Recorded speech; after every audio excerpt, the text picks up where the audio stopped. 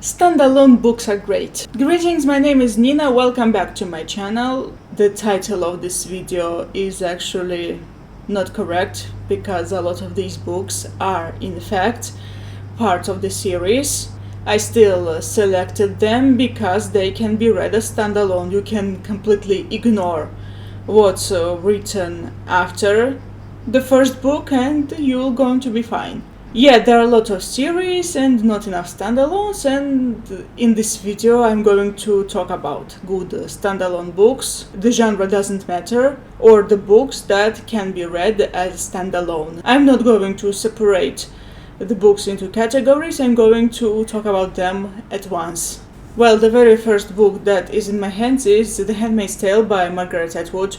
Sure, it has a sequel called Testaments, but the first book works on its own very well. You do not need to read a sequel, and it's fine. It works well as a standalone. Sure, it leaves room for interpretation, and it still stands on its own. Testaments is set 15 years after the events of this one. The next book I have over here is The Night Circus by Erin Morgenstern, one of the very few fantasy standalones out there that I know. I know that the author has written only 2 books and the other book is not related to The Night Circus. It's an original novel. It is often said that this book has no plot, just the vibes, and it's actually pretty cool. This book was difficult for me to read, but then when I was cleaning up my shelves from the dust, I went through some pages of the book and I realized that I want to read it again. If you really want a standalone fantasy that doesn't have much of action, yeah, this book works pretty well. Next comes the book that I just could not stop talking about. The book is The Talisman by Stephen King and Peter Straub. And yes, I finally bought the hardcover and I donated the paperback. So, in case you do not know, I originally bought the paperback and this edition is just wonderful. It does have a sequel called Black House, and Stephen King confirmed that he is writing a 3rd book, unfortunately without Peter Straub. But standalone is still wonderful, especially if you love the concept of parallel worlds. It's a very big book. It has nearly 900 pages, at least in this edition. Okay, I do not think that a lot of people have heard of this book, at least among my English-speaking audience, because this book is originally written in Russian.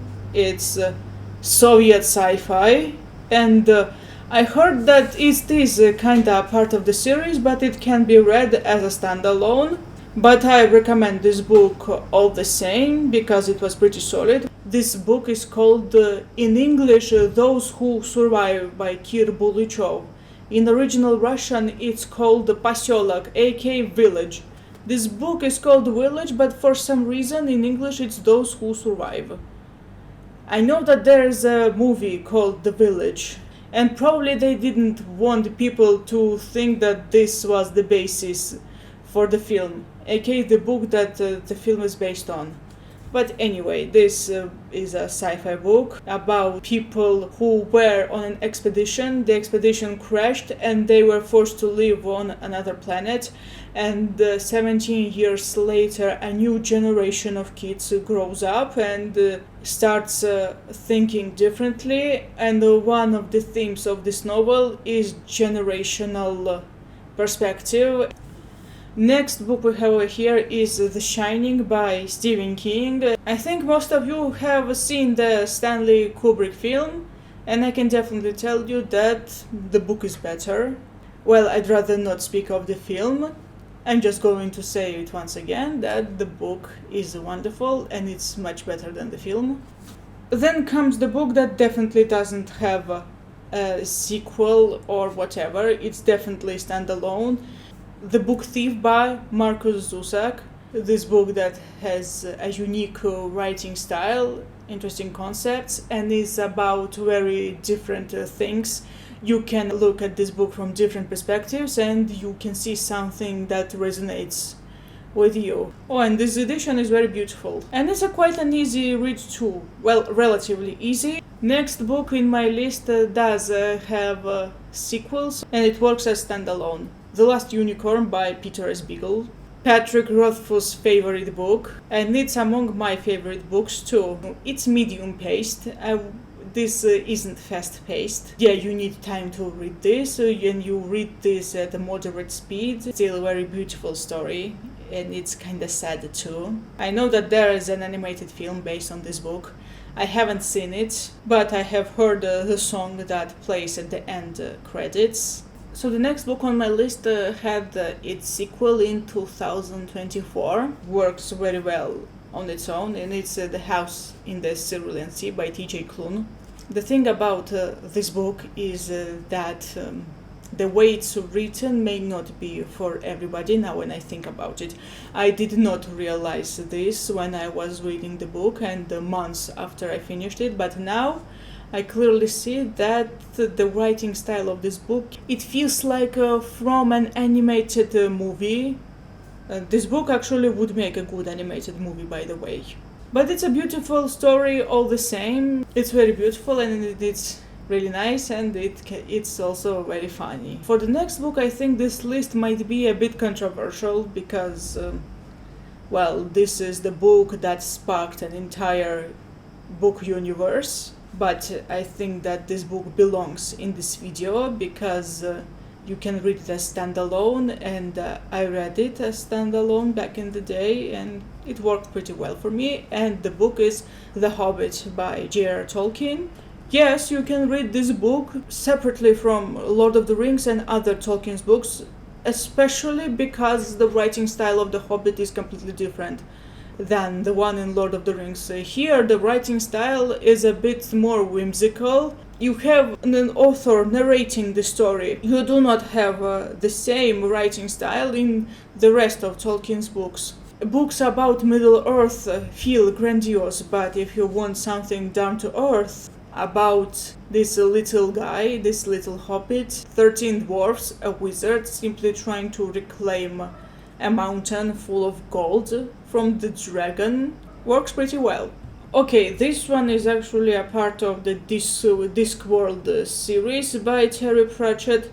However, I have a book with a map of Discworld books, and it said that this book can be read on its own, separately from other books.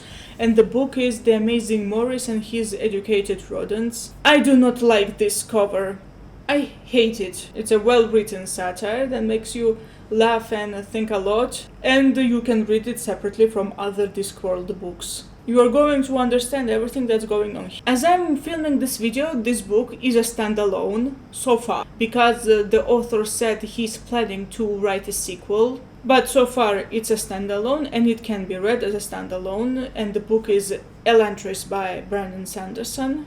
The only book of his that I have in English. For those readers who are used to Brandon Sanderson's grandiose writing style from Mistborn and the Stormlight Archive, this book might seem a little bit too down to earth, but that's alright because this is Sanderson's debut novel released in 2005, 20 years ago.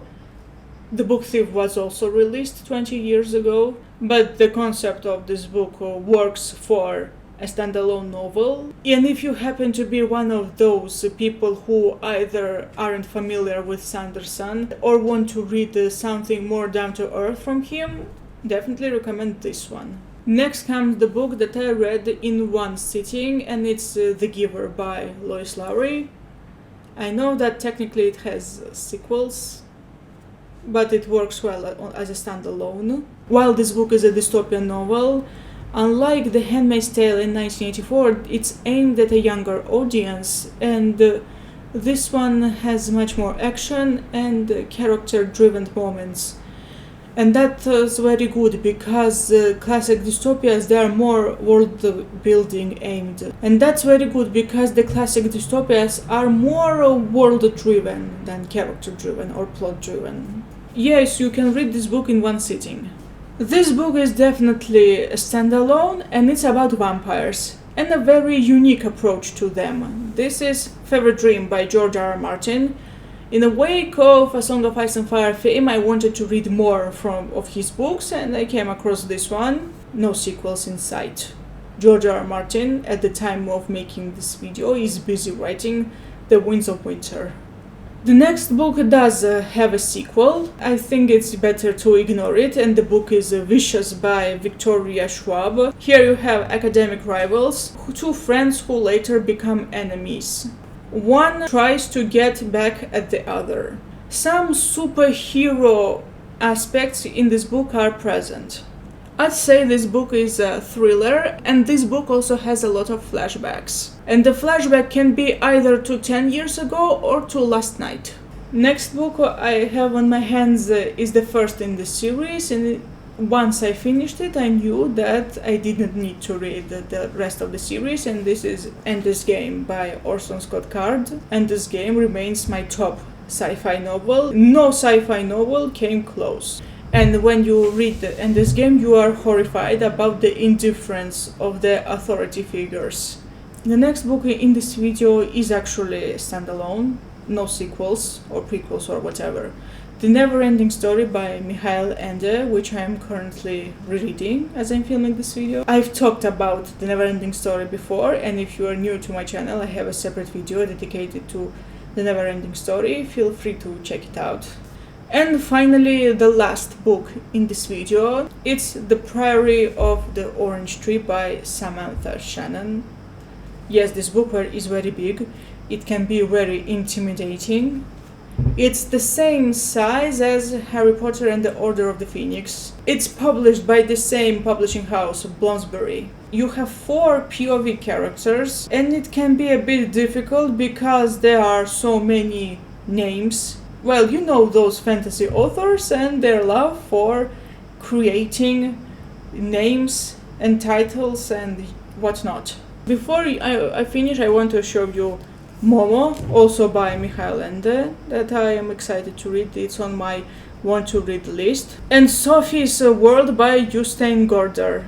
And so that's all. Thank you so much for watching. I hope you enjoyed this video. See you next time. Goodbye.